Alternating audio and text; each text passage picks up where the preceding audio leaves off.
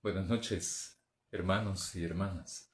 Hoy vamos a continuar con el estudio del libro Apocalipsis. Ahora corresponde el capítulo número 10 del libro y en el cual voy a basar toda la reflexión. Pero antes de eso voy a iniciar con eh, hablando un poco sobre la misión de la iglesia.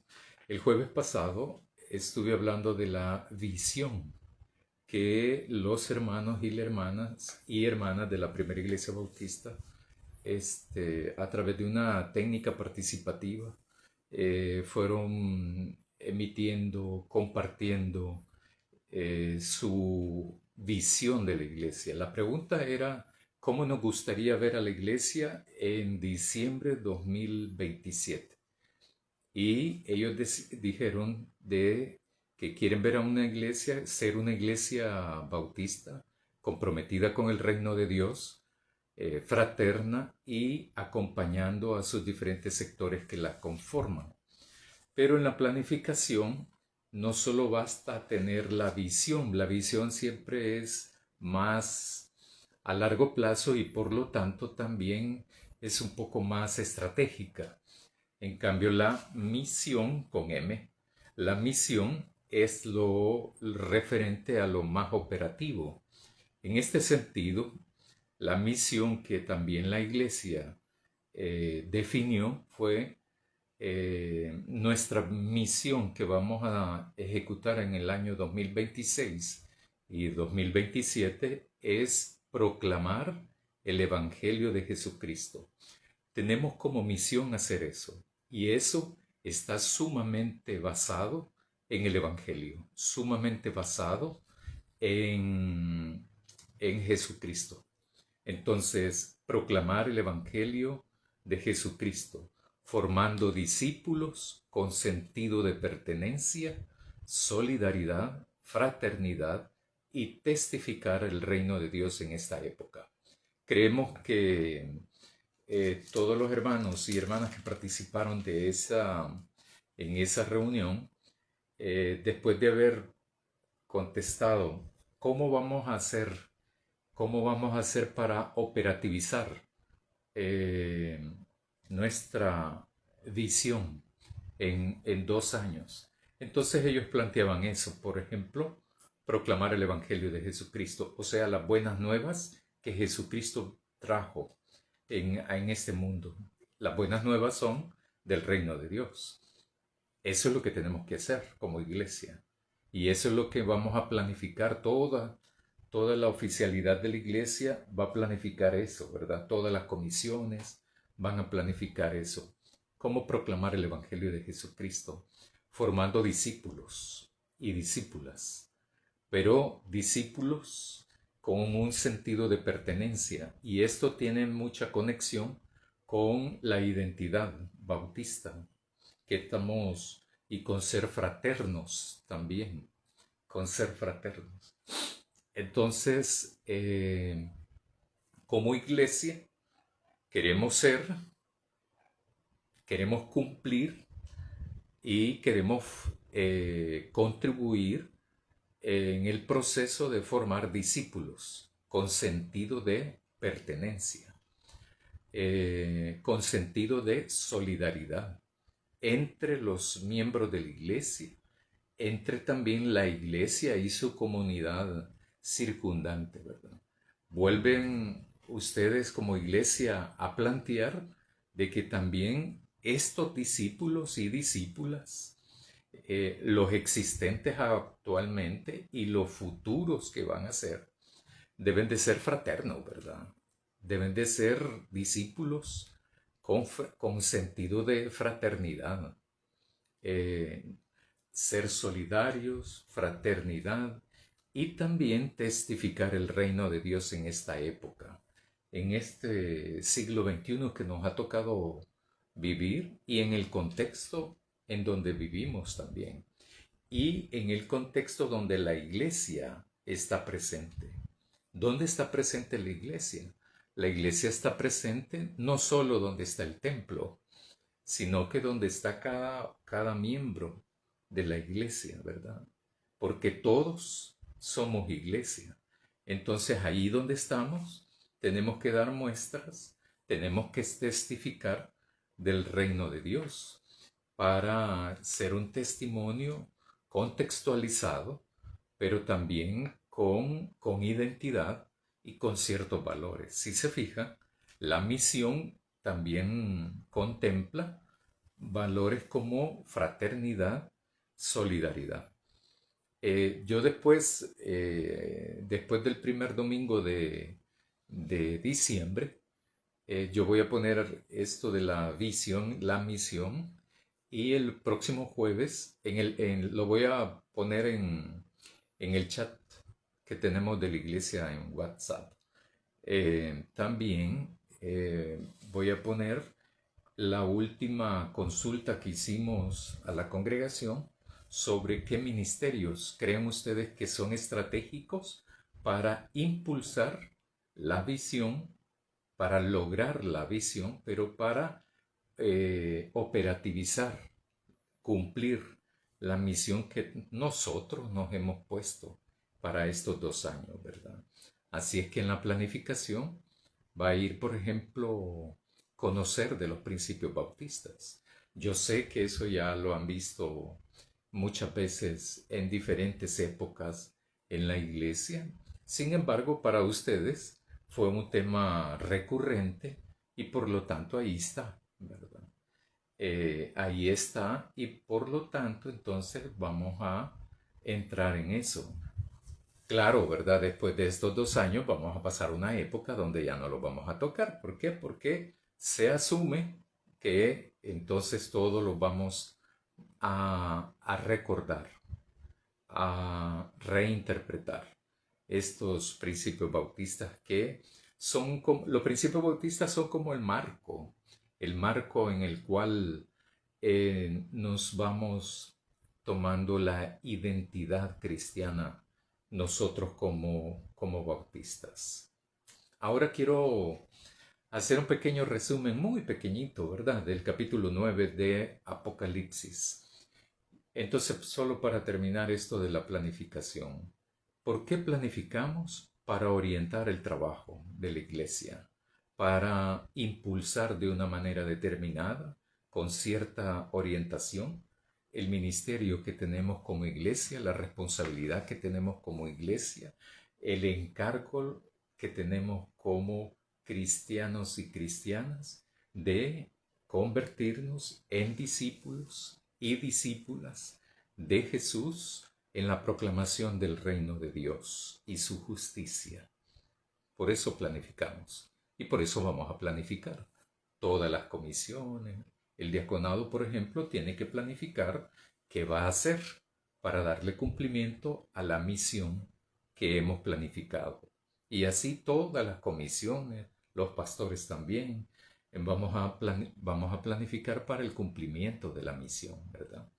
Entonces, porque el próximo año 26 y 27 todos planificamos. O sea, la idea es que todos planifiquemos para orientar un trabajo y para enfocarlo en en lo que la iglesia ha definido, cuál es su visión y cuál es su misión. Ahora, en el capítulo 9 de Apocalipsis, hemos reflexionado sobre una serie de visiones que está teniendo Juan, que fue tomado y al cual Juan el de Patmos, y a él se le está presentando toda esta segunda visión. Todo el libro, Apocalipsis, lo que significa es revelación, no es ocultación, no es escondamos el mensaje, ¿verdad? No, no, no, es todo lo contrario. Aquí lo que se está revelando es Jesús, Dios y su actuar. ¿De su actuar a dónde? ¿En el cielo? No, aquí en la tierra. Todo es en la tierra. Nada tiene que ver con el cielo, ¿verdad? Entonces, ¿por qué? Porque el libro es para terrícolas, es para seres humanos, es para las iglesias que están en Asia Menor. Entonces, la segunda visión que está teniendo Juan, el de Patmos, y eso es lo que escribió él después, cuando experimenta la visión, los sucesos de la visión, lo que está apareciendo, entonces él lo va escribiendo después. Eso ya lo hemos hablado. Y por lo tanto, entonces, él lo está escribiendo porque ese es el propósito, de que Juan fue llamado para experimentar esa visión, para transmitir ese mensaje que tiene un mensaje de esperanza, un mensaje de acompañamiento al pueblo que sufre, al pueblo, ¿cuál pueblo? El pueblo cristiano, el pueblo de Dios. Ese es el pueblo que sufre. Eso ya lo hemos visto. Ahora, esta es la jornada número 18. Hemos tenido 18 jueves y solamente estamos en el capítulo 10 que vamos a reflexionar ahora. Nos ha tomado 18 jueves llegar hasta el capítulo 10. No se puede hacer mucho con eso, ¿verdad? Este libro no se agota con esto, sino que este libro, como toda la Biblia, es sumamente dinámico, precisamente por dos razones. Uno, porque se constituye en palabra de Dios, y dos, porque es un testimonio de diferentes pueblos a través de diferentes épocas. Es el relacionamiento, la relación, pues, que ha tenido la gente que ha creído en Dios desde el inicio hasta el libro de Apocalipsis. Y lo mismo ocurre ahora. Nuestra relación con Dios, cada uno de nosotros pudiese escribir algo. ¿Cómo es la relación que uno tiene con Dios? ¿Cómo la calificaría mi relación con Dios? ¿Cómo la ejemplificaría mi relación con Dios? ¿Cómo la describiría mi relación con Dios? Todos y todas tenemos una relación con Dios. Hay algunos miembros de iglesias cristianas que tienen una relación distante, esporádica, caracterizada por la lejanía, por lo, como yo decía el jueves pasado, por lo utilitario, ¿verdad? Eso no quiere decir de que eso es lo ideal o eso es lo que nos llama Jesús a hacer.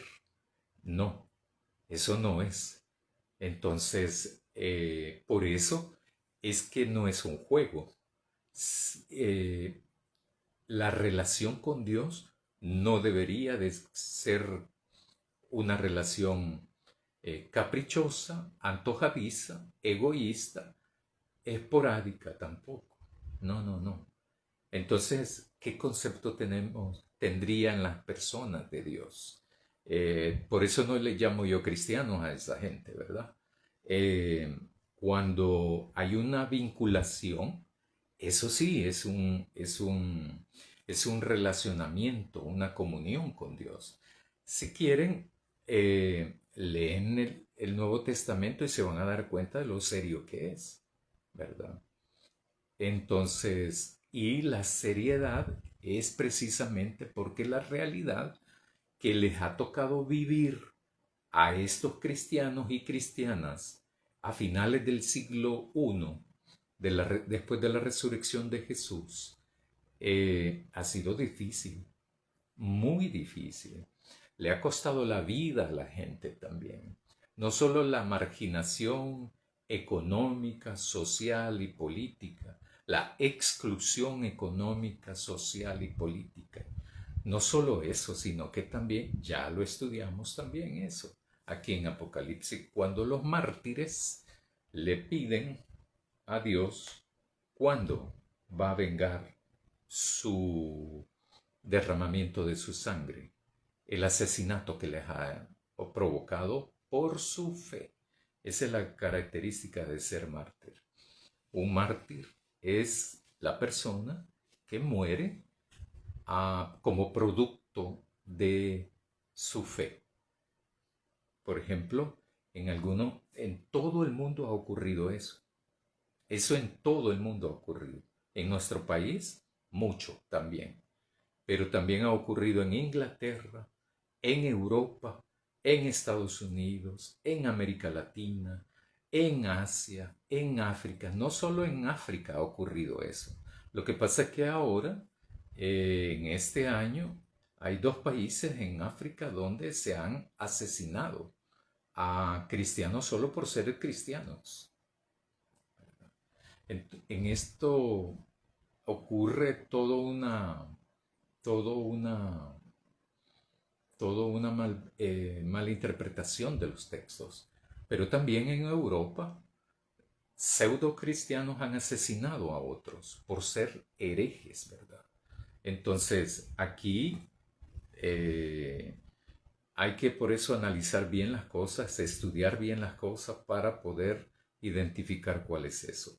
El capítulo 9 nos refleja, nos plantea, nos transmite, ¿verdad? Un hastío ya de Dios, ¿verdad? Se le acabó la paciencia.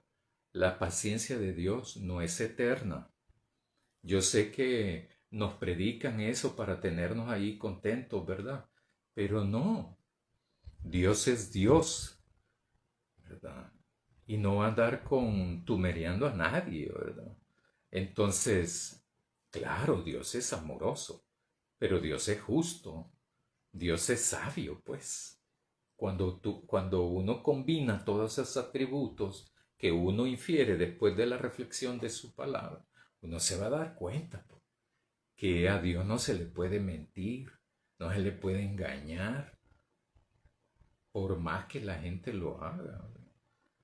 Y por eso es que abandona Dios a la gente, pues, que se comporta de una manera injusta, terrible, grosera, pecadora, ¿verdad? Entonces llega un punto en el cual de Dios que dice hasta aquí, y de ahí no hay movimiento, de ahí no hay cambio. Entonces, lo oportuno es no llegar hasta ese lugar y hasta ese tiempo.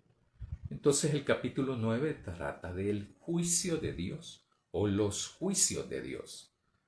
Entonces en una parte del capítulo 9 se transmite el mensaje de que va a existir, va a haber un tiempo de tormento.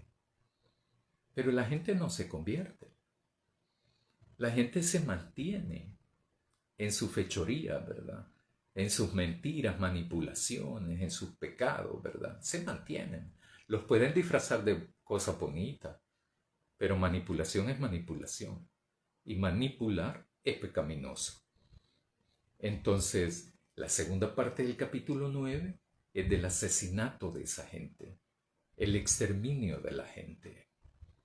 Y entonces hay una parte ahí donde dice, a pesar de eso, la gente no cambia, no se arrepiente.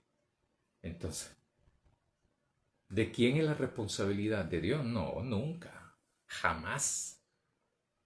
Y por ejemplo, eso está en el versículo 21 del capítulo 9, de cuando dice, no se arrepintieron de sus homicidios, ni de sus brujerías, ni de sus inmoralidades sexuales, ni de sus robos, ni de sus pecados. En otras palabras, no, les valió, no les importó. Entonces, es eso precisamente, la falta de conversión. Por muy dentro, o por mucho que alguien, esto lo digo entre comillas, ¿verdad? Como ahora se les ha agarrado eso de declarar, ¿verdad? Decretar, declarar. Yo antes oía eso solo de la declaración de la, del formulario, eso del impuesto sobre la renta, ¿no? Entonces, Entonces la gente le decía a uno de los compañeros, ¿verdad? Ya enviaste la declaración. Solo en eso lo oía yo eso. Pero ahora no, ¿verdad? Mezclan todas estas clases de cosas, ¿verdad? De peles que tiene la gente ahora, ¿verdad? Entonces, este... Y eso es fácil de comprobar, ¿verdad? Que alguien declare ser millonario de un día para otro, a ver si le va a pasar. No lo va a pasar, ni en una semana, ¿verdad? No lo va a pasar. Entonces, por mucho que declare y decrete todo eso, ¿por qué? Porque eso no es, eso realmente es falso, esa teoría. Entonces, no se arrepiente la gente.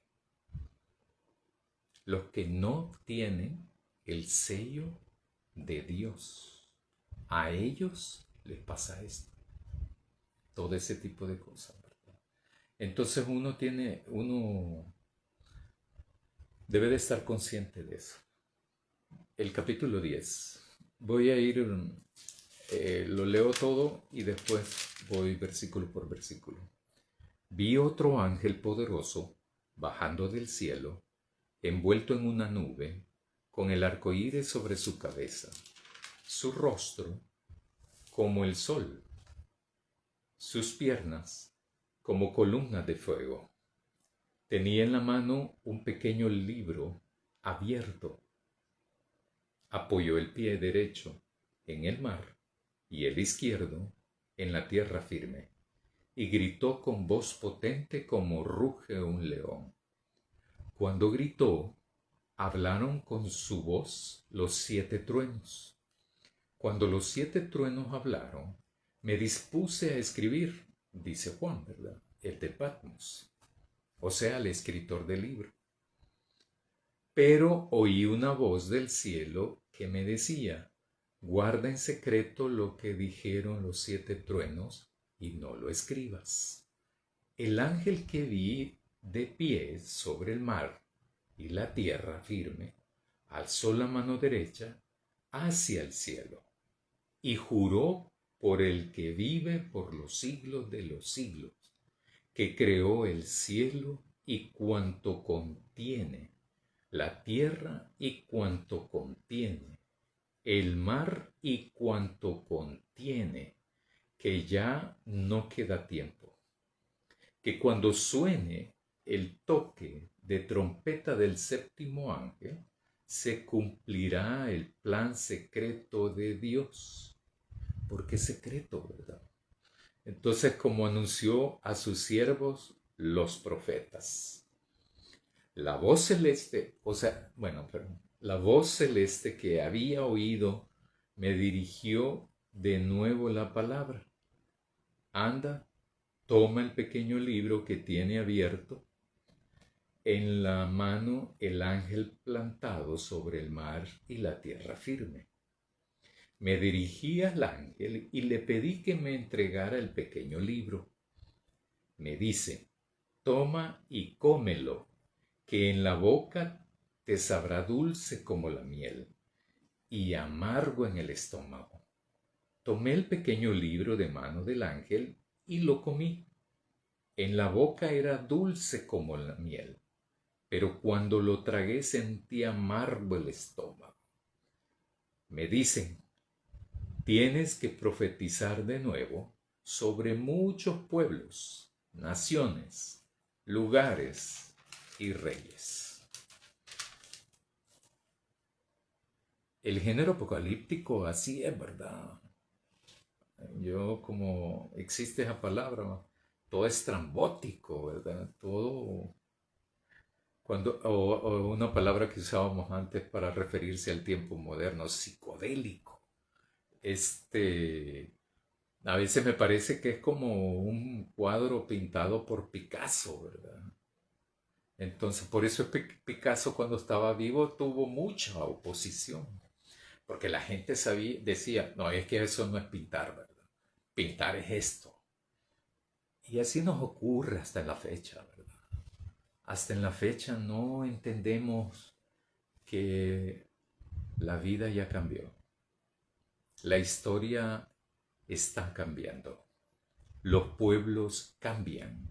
La gente ya no tiene los mismos paradigmas que hace 100 años, sino que se están cambiando constantemente. Hay una frase, por ejemplo, no es que haya un cambio de época, sino que vivimos una época de muchísimos cambios. Por ejemplo, estaba viendo hace poco del país que en el siglo pasado se llamaba Yugoslavia. Ahora hay 7 países solo de ese país, ¿verdad? Salieron 7 países. Hace como unos 15 años fue el último. 20 años. Sí, hace como 20 años fue el último que se conformó. Entonces, durante la época de los años 60, después de la Segunda Guerra Mundial también, se consolidan diferentes etnias a pura punta de fuerza y de ejército, ¿verdad? De ejército de ocupación. Y se decía de que era un solo país y se llamaba Yugoslavia. Sin embargo, estaba conformado por 7 diferentes etnias. Y claro, después de que cae el muro de Berlín, bueno, el muro de Berlín no cae, lo hacen caer, ¿verdad? Que es diferente. Y entonces ahí surge todo eso. Entonces, vamos al versículo 1 del capítulo 10. Vi otro ángel poderoso bajando del cielo. Hay que llamar la atención también en esto, porque Apocalipsis hace mucho énfasis en eso. Ahora hay una corriente teológica que todo es para el cielo y, y, y todo el planteamiento de Dios es bajar del cielo a la tierra. Entonces hay una cosa allí que no concuerda en esas interpretaciones, porque Dios se encarna en el ser humano, se hace un ser humano, que es la máxima expresión de cercanía que tiene Dios con los seres humanos, en la persona de Jesús. Y aunque eso lo voy a ver el 31 de diciembre, se encarna en carne, ¿verdad? No dice allí se hace de hombre, se hace ser humano, no dice eso, se hace carne, ¿verdad? Y que tiene implicaciones teológicas todo eso, de solidaridad, de acercamiento, de que este Dios en el que nosotros creemos no es como otras, ni siquiera como otras personas, ¿verdad? Cuando dicen, por ejemplo, líderes políticos, por ejemplo, dicen, no, es que nosotros nos debemos al pueblo, ¿verdad? Y todo, pero ¿qué va a ser, ¿verdad? Eso. Porque no sufren lo que sufren las mayorías populares tampoco. Sin embargo, Dios sí. Dios sí lo hizo. Y vive Jesús como la gente excluida, pues, ¿verdad? Quieren buscar a alguien en un palacio, dice en un momento determinado. Vayan a buscarlo a otro lado, ¿verdad? No me vengan a buscar a mí, porque aquí no lo van a encontrar. Y hablando de Juan también hace el planteamiento y la confrontación. ¿Y qué salieron a buscar ustedes? ¿A quién pensaban ustedes encontrar? ¿Verdad? Hablando de Juan el Bautista, que tampoco es así exquisito y exclusivo, ¿verdad? Y todo ese tipo de parafernalia que hay ahora, ¿verdad? En ciertas corrientes teológicas, en ciertas corrientes teológicas. El ángel poderoso baja del cielo, ¿a dónde? A la tierra, envuelto en una nube. Y esa es toda la figura simbólica, ¿verdad? Alegórica y simbólica, con el arco iris sobre la cabeza, su rostro como el sol, sus piernas como columnas de fuego, ¿verdad? Es toda una imagen que él está describiendo, Juan. Y entonces tenía en la mano un pequeño libro abierto. Yo recuerdo que el enfoque de hace algunos años, ¿y qué decía ese libro, verdad?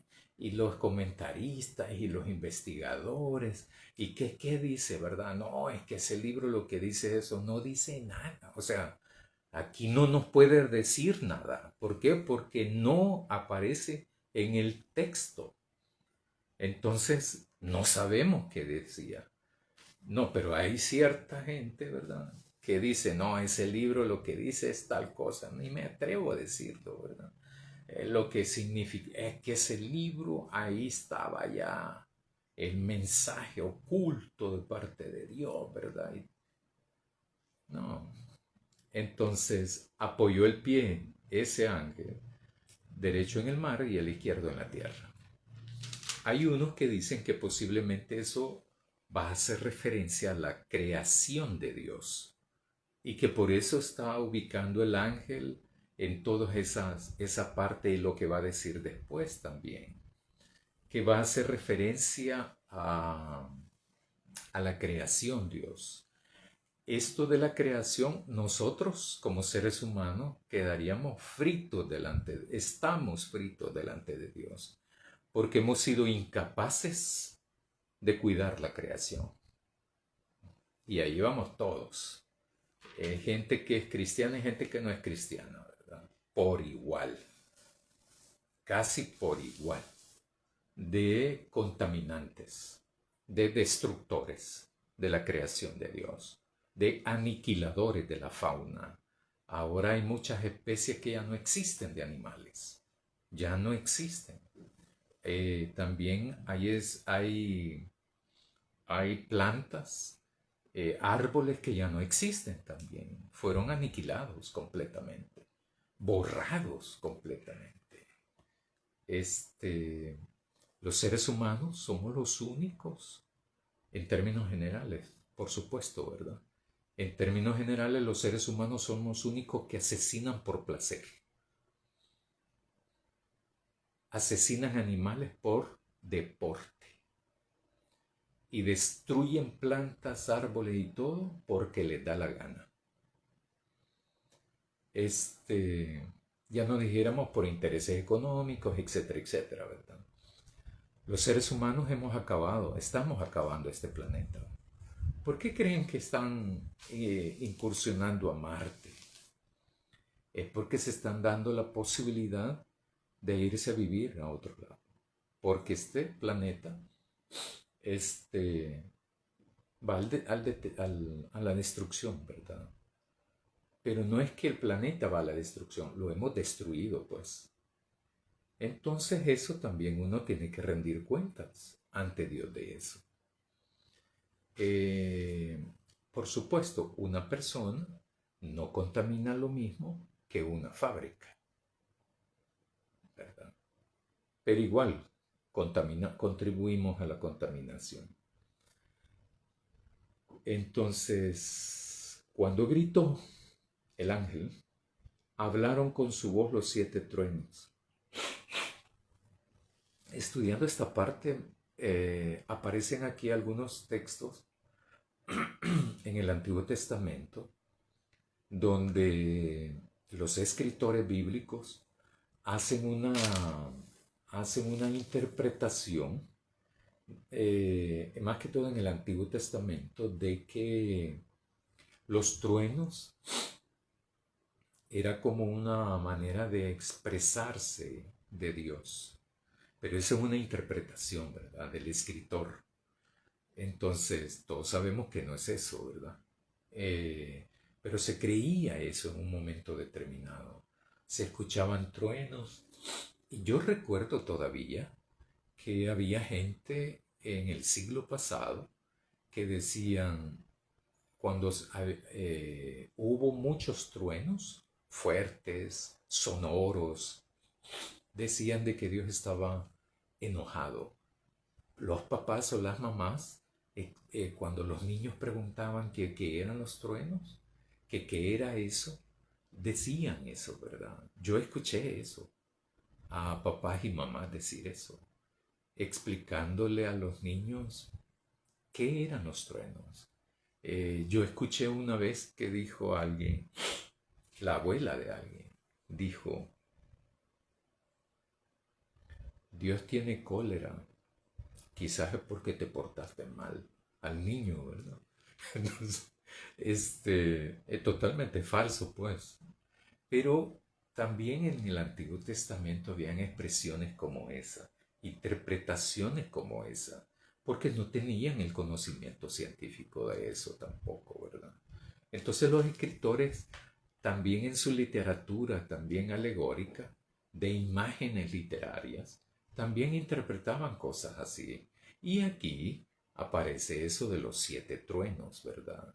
Entonces, que hablaron, gritó, hablaron con su voz los 7 truenos, o sea, la plenitud de los truenos. Cuando los 7 truenos hablaron, me dispuse a escribir. ¿Qué le, qué le dijeron a Juan? O sea, quien habla, ¿qué le dijo a Juan? Porque él dice que cuando le hablaron a él, a Juan el de Patmos, se dispuso a escribir y entonces, pero oí una voz del cielo que me decía, guarda en secreto, como decían los papás, cuidadito, le va a ir a contar a alguien, ¿no? Entonces, pero oí una voz del cielo que me decía, guarda en secreto lo que dijeron los 7 truenos y no lo escribas. Y no lo escribió. Entonces, ¿cómo vamos a saber, verdad? Entonces, por más que la gente entre en esa aventura de querer explicar lo inexplicable, ¿verdad? Yo no le creo a nadie de eso, ¿verdad? Que me venga a decir alguien, no, es que ese libro es tal cosa. No, ¿por qué? Porque lo leo. Leo el texto. Leo lo que dice. No lo escribas y no lo escribió. ¿Cómo es posible que ni Juan escribió eso y cómo viene la persona ahora a quererme explicar de eso? Eso sí. El ángel que vi, de pie sobre el mar y la tierra firme, alzó la mano derecha hacia el cielo y juró por el que vive por los siglos de los siglos, que creó el cielo y cuanto contiene, la tierra y cuanto contiene la tierra, el mar y cuanto contiene el mar, que ya no queda tiempo. O sea, está haciendo referencia al Creador, pues. Porque esos atributos los ha dicho antes. Los ha dicho antes también en el libro Apocalipsis. Aparece eso antes en los mensajes a las cartas. En algunos mensajes a la carta, en algunos mensajes de las cartas a las iglesias, aquí en Apocalipsis, aparece eso de ciertas características que está mencionando aquí, ¿verdad? A eso hace referencia. Hace referencia al creador de cuanto existe en el mar y de lo que contiene en el mar, de la tierra y de cuanto contiene en la tierra y el cielo y cuanto contiene en el cielo. O sea, el creador de todo lo que vemos. Hay que acordarse el tiempo histórico en que fue escrito este libro, ¿verdad? Para eso. Para eso. Y entonces, dice, ya no queda tiempo. Ya no queda tiempo de qué? De arrepentirse, de cambiar, de convertirse. El arrepentimiento está intrínsecamente vinculado a la conversión. Te arrepientes pero no te conviertes. No puede ser, ¿verdad? No aparece eso en ninguna parte eso, de la Biblia. Te arrepientes de tus pecados y te conviertes. Eso sí aparece. Y aparece en diferentes momentos del Antiguo y del Nuevo Testamento. Entonces a veces eso es lo que ocurre, ¿verdad? Que segmentamos la comprensión por conveniencias pragmáticas. No, yo ya me arrepentí de mis pecados, ¿verdad? Y como dice que hay que arrepentirse para ser salvo, soy salvo, ¿verdad? Entonces, pero sin conversión, ¿verdad? ¿Cómo? No es posible eso. Que solo te arrepientas, pero no te conviertas. No es posible. Algo de eso voy a hablar el domingo en la Escuela Bíblica Dominical, porque se da el encuentro, el diálogo entre Jesús y Nicodemo. Nicodemo es una persona estudiada. Eh, es una persona estudiada. No es cualquiera. No es cualquiera. Pero no le entiende a Jesús. Y a mí me llama la atención eso. O sea que el título académico no te garantiza tampoco comprender a Jesús. Dicho de otra manera, ¿verdad? Dicho de otra manera es no saber leer y escribir. No te entorpece tampoco conocer a Jesús. Eso es interesante para mí. Porque de hecho el título académico no le garantizó a Nicodemo entender a Jesús. No era ni un sencillo Nicodemo. No era de la llanura, ¿verdad? Nicodemo. No era un ignorante de la ley, Nicodemo. Era un estudioso de la ley, Nicodemo. Pero no le entendía a Jesús. Pero dos ciegos que estaban en la calle, que precisamente no habían estudiado por eso, por ser ciegos, logran entender a Jesús e identificarlo. Y Él por compasión lo sana a estos dos ciegos. Eso es fascinante de Dios, ¿verdad? Eso es sumamente fascinante de Jesús. Porque los valores de la sociedad no son los valores del reino de Dios. Por eso me parece tan significativo para mí la misión de nuestra iglesia, de la primera iglesia. Proclamar el Evangelio de Jesucristo, formar discípulos con sentido de pertenencia, con sentido de solidaridad, con sentido de fraternidad y testificar el reino de Dios en esta época del siglo XXI y en el contexto que donde andemos, ¿verdad? Entonces, eso es lo interesante de esto. El aprenderte toda la Biblia tampoco te garantiza entenderla. El leerla poquito tampoco te garantiza entenderla. Entonces, eso es lo interesante. Y como nosotros estamos en la iglesia para aprender sobre Dios, relacionarnos con Dios, para saber cómo establecer esa comunión con Dios, para saber cómo servirle a Dios. Para eso estamos. O estamos para otra cosa, ¿verdad? Entonces, ya no hay tiempo. Le dice esto, ¿verdad? Que cuando suene el toque de la trompeta del séptimo ángel, se cumplirá el plan secreto de Dios, como anunció a sus siervos los profetas. Y esto me recordó un poco a lo que los discípulos le dicen, ¿y cuándo vas a restablecer el reino de Israel? Si no les toca a ustedes saber eso. Eso es solamente mi Padre, ¿verdad? No hay que andar preguntando eso. No hay que gastar energía en esto.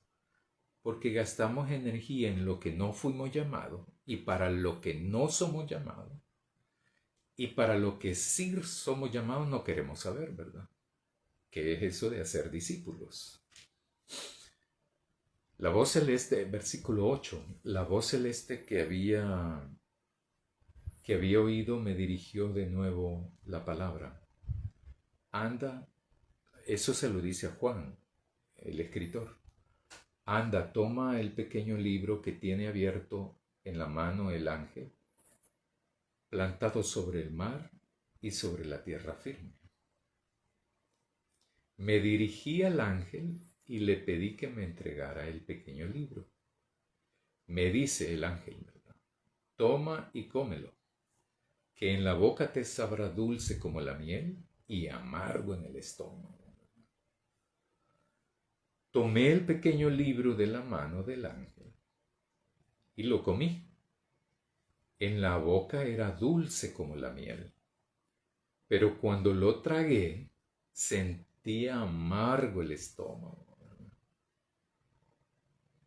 Y entonces me dicen, ya ahí habla en plural, me dicen, tienes que profetizar de nuevo sobre muchos pueblos, naciones, lenguas y reyes. Y esto también es algo sumamente interesante, porque Juan el de Patmos, el que está viendo el desarrollo de las visiones, el que ha sido llamado para eso, y el que ha sido llamado para escribir esas visiones, para que la transmite, la socialice a las diferentes iglesias de Asia Menor, porque es un mensaje de revelación. ¿A quién se revela? A Jesús, dije en la primera reunión. Y entonces, y lo interesante aquí es que yo había creído, ¿verdad? Porque, hablándolo así, ¿verdad? Uno va viendo a desarrollo del texto que esa era su función, pues. Pero aquí le ponen otra. Y es el llamado profético para Juan. Profetismo no es adivinación, ¿verdad? Todo eso ya lo sabemos. No me voy a detener en eso. Profetismo tiene dos áreas.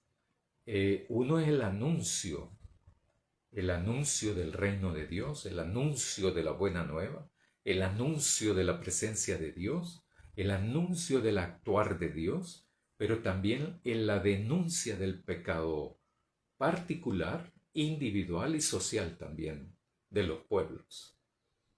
Si no, hay que leer todo el Antiguo Testamento o solo los profetas del siglo VIII. Y entonces aquí a Juan se le llama a asumir una tarea profética. Tienes que profetizar de nuevo sobre muchos pueblos, naciones, lenguas y reyes. Y el capítulo número 11, hay una parte allí que siempre me ha llamado la atención, pero me intriga mucho, eso de los dos testigos, ¿verdad? Y es una situación en la que es todo un momento crítico. Crítico estaban viviendo las iglesias de Asia, los cristianos, las comunidades de fe. Estaban viviendo un momento crítico. Difícil, pues, a eso me refiero. Cruel, difícil, duro. Entonces, y este mensaje es el que les va a llevar orientación, les va a llevar consuelo, esperanza, les va a llevar, cuando lo estudien el libro, les va a llevar entendimiento cómo es Dios, cómo se maneja Jesús, quién es Él, quién es Jesús, cómo es que actúa, dónde están ellos, dónde está Dios, dónde está Jesús.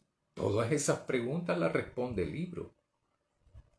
Varias de esas ya están respondidas también, hasta el capítulo 10. Ya las hemos hablado también. Porque no todo era la victoria, ¿verdad? No todo era el gozo, júbilo. No todo, no siempre es así. La vida no es así. Nosotros hemos construido la vida así. Hemos edificado la vida así. No Dios. Porque Dios no ha querido tampoco que se destruya la creación. Si no, veamos cómo ha sido de terrible este invierno, ¿verdad? O sea, esta época lluviosa, mejor dicho. O temporada lluviosa. Ríos adentro de las zonas urbanas. A mí me llama la atención todo eso, ¿verdad? Todo eso me llama la atención. A nivel internacional también es una situación difícil, sumamente difícil. Hay unos países que están afrontando más dificultades que otros. Pero también aquí en este país, en El Salvador, se afrontan dificultades. Dificultades a nivel individual, a nivel familiar, a nivel también social de pueblo. Y a la lectura de este libro, Apocalipsis, tenemos que identificar a un Jesús que acompaña a su pueblo. Lo voy a repetir. Jesús acompaña a su pueblo. Los que han sufrido en el capítulo 9, ¿se acuerdan cómo termina, verdad? La parte esta donde dice, ya pasó el primer ay, pero faltan dos. Faltan dos. Y entonces pasó el primer ay, atención, que detrás llega el segundo, en el capítulo 9, ¿verdad? O sea, han experimentado los juicios, digo yo, porque en uno se atormenta y en la segunda parte se aniquila, pero no todos, no a todos, solo la tercera parte. Entonces, ¿qué es lo que tenemos que hacer? Como iglesia, como cristiano, individual. Usted como cristiana individual, ¿qué es lo que tenemos que hacer?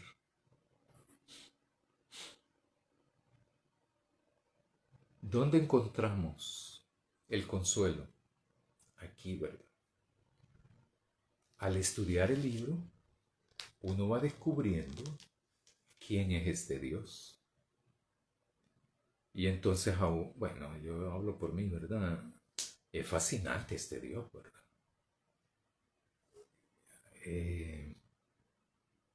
No se parece a nadie.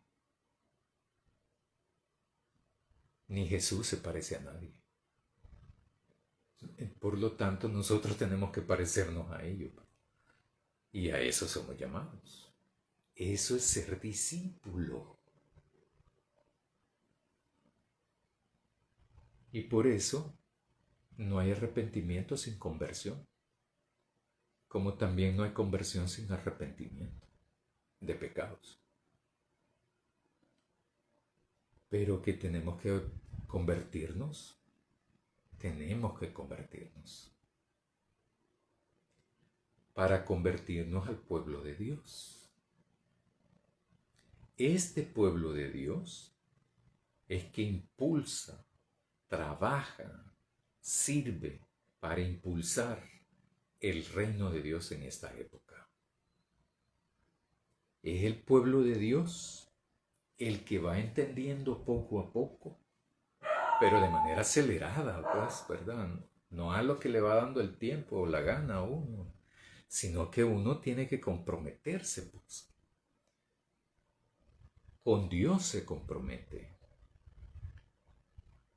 para poder entonces ser discípulo. Ser discípulo y también ser discípulo para entender, para obedecer a Dios, para comprender a este Dios y para cumplir con su voluntad. Para poder entonces motivar, incentivar, contagiar a otros, orientar a otra gente, para poder entonces acompañar a otra gente en sus luchas, en sus sufrimientos, en sus penas, en sus alegrías, en sus aciertos y desaciertos. Porque así es Dios, así es Jesús.